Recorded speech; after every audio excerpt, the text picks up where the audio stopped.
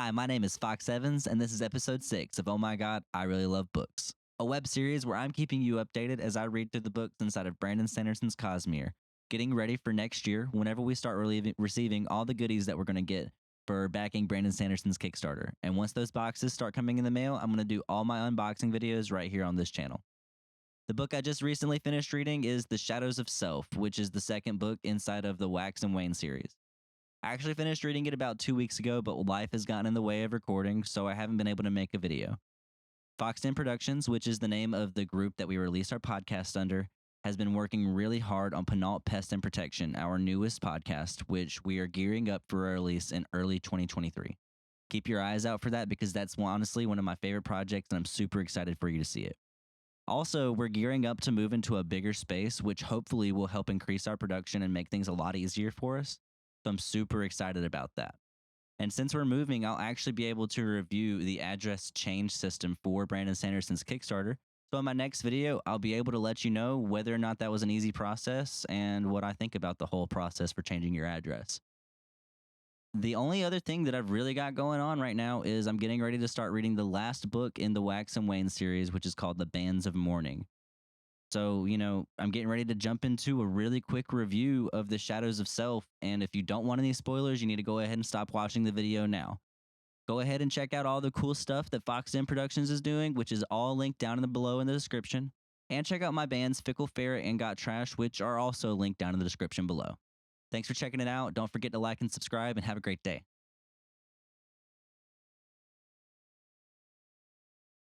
The beginning of this book takes place 1 year after the end of the last one, except during the prologue where we flash back to a scene where Wax meets Lessie, his now dead wife.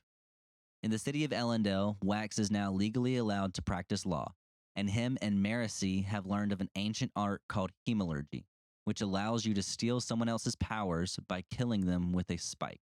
They learned about this power through a book that Iron Eyes gave them in the last book. At the beginning of The Shadows of Self, it seems like Wax might be starting to go crazy because he keeps seeing the face of Bloody Tan, the man who killed his wife Lessie, in the crowds of the people around the city. The main plot of this book really digs in whenever Wax is called to investigate the murder of a bunch of people. Most of those people are actually involved in the criminal underbelly of the town, but one of the people is actually the brother of the governor. After some investigation, they determined that it's only possible for a ferrochemist to have committed this crime, and specifically a ferrochemist who can speed themselves up and slow themselves down. After some investigation, they find that there's only one person in town with this ferrochemical ability, and whenever they track them down, they find her dead with a hemalurgic spike stabbed through her, which means that her power has been stolen. It's at this point that Harmony, a god who used to be a man named Sazed, reaches out to Wax and informs him that a rogue Khandra named Bleeder is the person responsible for the attacks. Bleeder has gone mad and has ripped out her hemalurgic spike, which makes it to where Harmony can no longer see her. However, she still figured out a way to have hemalurgic powers.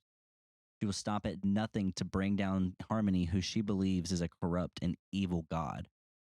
Harmony promises right then and there to help Wax bring her down. Bleeder has been pushing the city to its limits with all kinds of plots to create unrest in the city. Wax and Marcy realize that Bleeder's next move will be to kill the governor, so they begin to do everything they can to protect the governor, even though that Marcy has realized that the governor is a very, very corrupt man. At one point, Bleeder actually manages to communicate with Wax inside of his mind and leads Wax into a trap where there's a bunch of members of the Set there to attack him. The Set is a secret group that is secretly trying to control the city, and Wax's uncle is one of the members and leaders of this group. Wax is about to die in this altercation whenever another Khandra named Milan shows up and actually defends him. Whenever Wax gets out, he reaches out to his uncle to try and get some help with dealing with Bleeder, and actually finds out that the Set is currently funding Bleeder and helping out with manpower. With everything that's going on, the city is truly in chaos.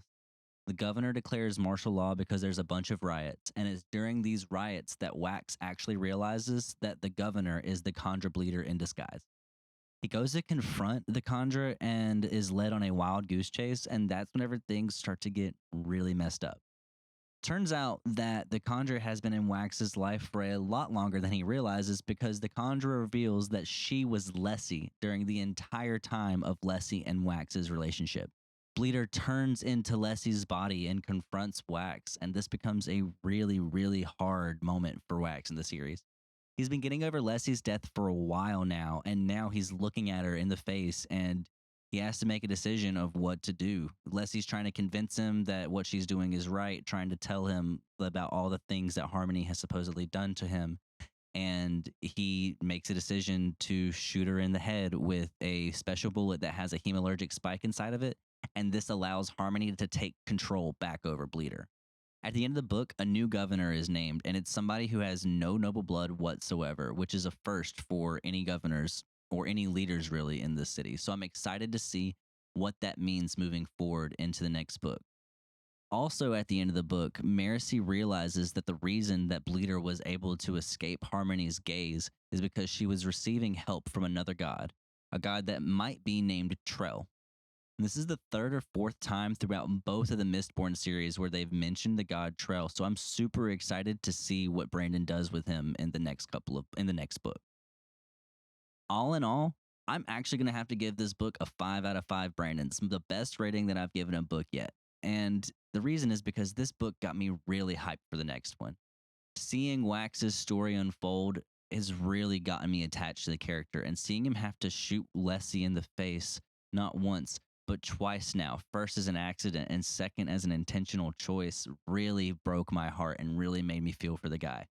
I'm really excited to read this next book, but at the same time, I'm kind of sad to see that this is going to be the last story for Wax. Obviously, all of this is the super Spark Notes version of this book, and I really, really implore you to read this series. It's so good, and it's a page turner. It really keeps you on your toes. I don't really have anything else right now, so I'm going to go ahead and start reading this next book. I'm really excited for it. Make sure you keep an eye out for the videos that are coming up in the future. Like, subscribe, all that good stuff. Check out FoxxDenn Productions. But in the meantime, well, I've got a lot of reading to do.